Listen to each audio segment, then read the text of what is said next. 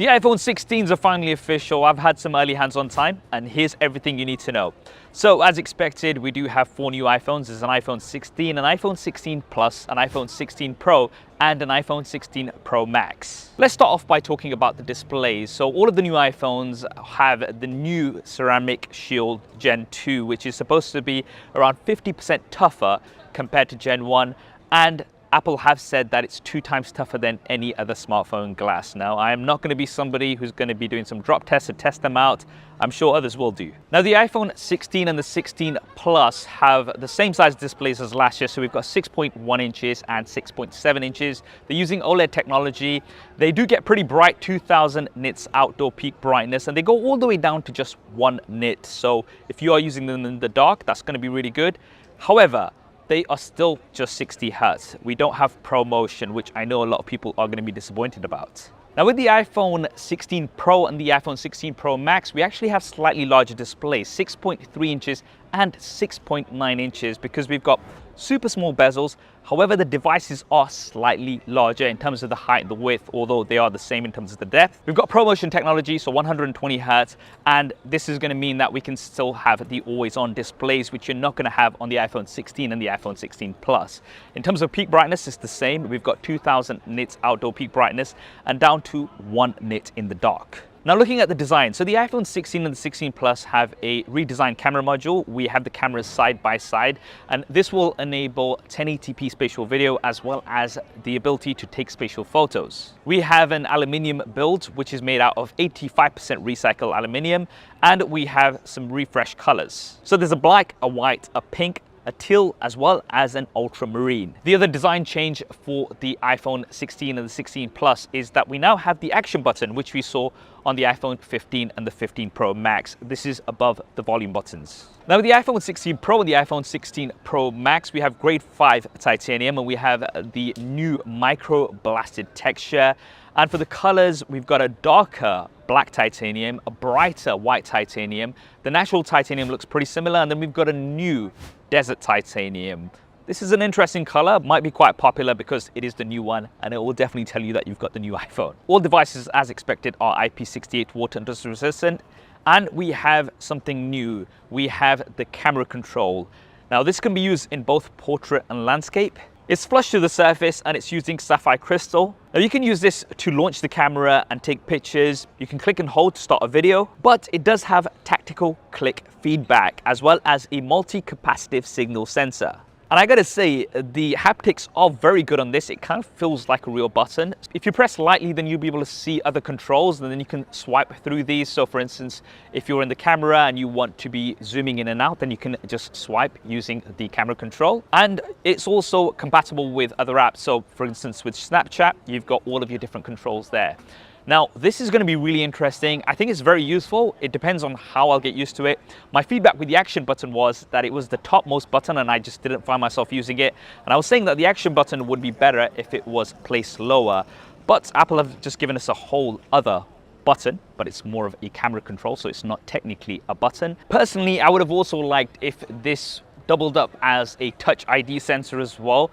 For the days when you've got your face sunken in your pillow and you want to unlock your phone and then Face ID is not working, I mean, for me, this would have been ideal. Maybe we'll have it in the next version. Now, if you're going to be picking up a new iPhone 16 or have an older iPhone with MagSafe, then you'll want to check out the latest MagSafe charging accessories from our video sponsor, ESR. Perfect to keep you topped up on the go, the ESR Qi 2 MagSafe battery pack with kickstand is ultra compact and slim, only 15.5 millimeters thick, making it 38% slimmer than competitors. It has cool charging thanks to ESR's NTC sensors and AI algorithm, and constant temperature monitoring keeps the power bank below 37.3 degrees Celsius, much less than the standard of 56 degrees. It supports 15 watts fast MagSafe charging for iPhone, powered by Qi, and also has the double award-winning kickstand, which props up your device for both portrait and landscape viewing. For your home charging, we have the ESR 3-in-1 MagSafe charger with Qi 2 and Cryo Boost. This also has the fastest iPhone 15-watt MagSafe charging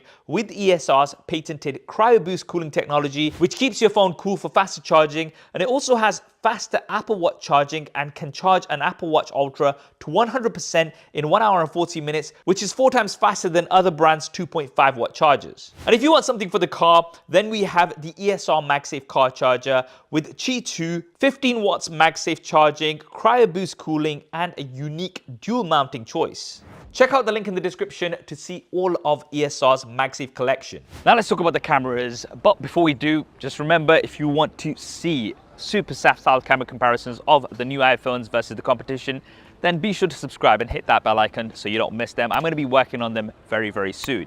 So the iPhone 16 and the 16 Plus have new cameras. We've got a 48 megapixel Fusion primary camera, and because of the larger size of the sensor, it can just use the middle part to give you 12 megapixel 2 times lossless zoom photos like we've seen on the Pro models previously. The iPhone 16 and the 16 Plus also come with a brand new 12 megapixel ultra wide camera, which does have autofocus. This means you're going to be able to also use it as a macro camera, once again like we've seen on Pro models previously. Now, because of its larger sensor size, you've also got 2.6 times more light, and we have improved audio recording with the ability to remove unwanted wind noise. Now, the iPhone 16 Pro and the 16 Pro Max, we once again have a new 48 megapixel Fusion camera. Now, this is a second gen quad pixel sensor, and it's supposed to be 2 times faster. Now, iPhones have generally been very fast with taking pictures with minimal shutter lag as it is, but you can see in this example here with the iPhone 16 Pro Max, when I was taking pictures of Fisher, I mean, it was very, very quick. Now, a big improvement we've got is with the ultra wide camera. This is now a 48 megapixel ultra wide camera. This is something that I'm super pleased about, because I would say on iPhones, the ultra wide cameras have been good, but when you do compare them to the competition, they were falling behind. So it's nice to see this improvement. This once again does have autofocus, so you'll be able to take macro shots at 48 megapixels. And then we have the 12 megapixel telephoto camera, which is going to give you 5 times optical zoom. This is now also on the iPhone 16 Pro. Last year, we only had a 5x telephoto camera on the Max version, not the Pro version, but they've managed to now bring this into the Pro version, which is nice. Now, another new feature are the photographic styles. So now these have been improved. Previously, I'll be honest, I never really used them much because I didn't want to stick to a particular style. What you can now do is change them after the fact. So you could just take a normal photo and then you can go in and adjust the photographic styles. There's also a live preview if you do want to take them when you are shooting, and you can also use the camera control to switch between different photographic styles. Now, one big improvement we've got is with the video. We now have 4K 120 frames a second Dolby Vision HDR cinematic video. You're going to be able to record in slow motion or just record in your standard video, and then you'll be able to go into the Photos app and then adjust the speed. So you can go 120 FPS, 60, 30 or 24 frames a second, which is the correct frame rate, Marquez. But this genuinely looks very, very impressive. Once again, I cannot wait to do the super SAF style camera comparison. Let me know down in the comments which device you'd like me to compare it to first. Now, with audio, we also have some improvements. We've got 4 studio quality mics, and these will give you more true to life audio with reduced noise. There's spatial audio capture, and then we've got a new audio mix feature, which is the industry's first. This uses machine learning to separate different voices, so you can have in-frame mix to enhance the audio of the person that's speaking. And then we've got studio mix as well as cinematic mix. I'm really looking forward to testing this out and maybe putting it up against Magic Audio Razor on the Google Pixel 9 Pro XL. Right now, let's talk about performance, and all of the performance kind of leads on to Apple Intelligence. So with the iPhone 16 and the 16 Plus, we have the new A18 chip. This is actually quite a bump up from the A16 Bionic that we had on the 15 and the 15 Plus. This is the second gen 3nm chip, which has 2 times faster machine learning, a 30% faster CPU, a 40% faster GPU, and it's also more efficient, taking 35% less power compared to the A16 Bionic. It also has a thermal substrate to dissipate heat and can give you 30% higher sustained performance, as well as hardware accelerated ray tracing. With the iPhone 16 Pro and the iPhone 16 Pro Max, we have the A18 Pro chip. This is also using a 3nm process and has a 20% faster GPU, a 15% faster CPU, and gives you 2 times faster ray tracing while taking up 20% less power, with a 20% improvement in sustained performance compared to the A17 Pro. And once again, all of this is kind of built up for Apple Intelligence. So let's talk a little bit about the software. So we have iOS 18. And we've seen the previews before. We've got loads of customizations now on iOS 18.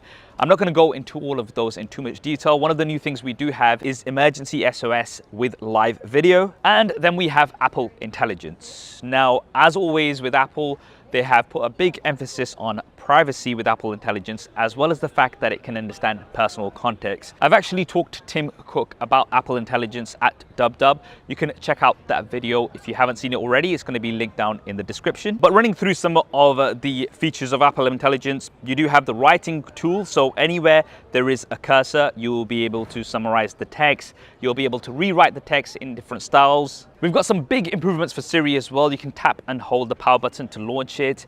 And again, it can tap into your personal context, which makes it quite special. So for instance, you can go into your photos and search for Noah playing football, and it's going to know who Noah is, and it's going to find photos of Noah playing football.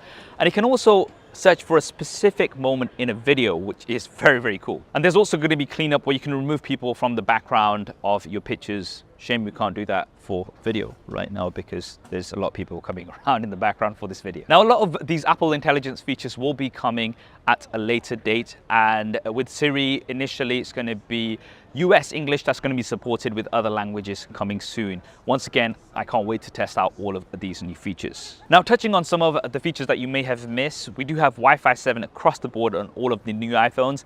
This will be great if you have a compatible router. You'll be able to get some very high speeds.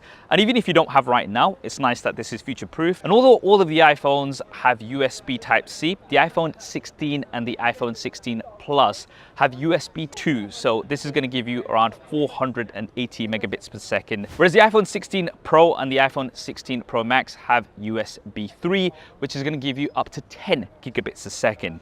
So you'll be able to get much faster transfer speeds, and especially if you're recording in log straight onto an external hard drive, this is going to be very useful on the Pro models. Now for the batteries, we do have improved batteries for all of the new iPhones. As far as I'm aware, I'm not sure of the specific sizes, but the iPhone 16 does have a larger battery size. However, because of the new, more efficient chips, we will be getting better battery life across all of the different iPhones, something that I'm going to have to test. We also have Qi 2 supported across all of the different iPhones. So you've got 15 watts of wireless charging. And if you use MagSafe, you can get up to 25 watts of fast charging if you have a 30 watts power adapter that you connect the MagSafe charger to, which is pretty cool. Now, finally, the pricing. So the pricing hasn't changed as far as I'm aware compared to last year. So the iPhone 16 starts at $800 or £800. The iPhone 16 Plus starts at $900 or £900. The iPhone 16 Pro starts at around $1,000 or £1,000. Now, these are all for the 128 gigabyte base models. The iPhone 16 Pro Max, however, starts at 256 gigabytes, and that is going to be starting at £1,200 or $1,200. You can pre-order them all from Friday, the 13th of September, and they will all be available from the 20th of September. And that is everything you need to know about the iPhone 16s. What do you guys think of them? Drop me a comment below and let me know your thoughts. As I've mentioned, I'm going to be doing lots of comparisons and coverage with the new iPhones. If you want to see all of that first, then do consider subscribing to the channel and hit that bell icon. I hope you enjoyed this video and found it useful. If you did, then do smash that like button for me. Thanks for watching. This is Saf on SuperSaf TV, and I'll see you next time. It says, and it's supposed to be 20% faster with the GPU. Yeah, you can put this in the outtakes. All right, so the GPUs, CPUs, Man, I can't even remember all that. That's why I'm like just taking it from the notes.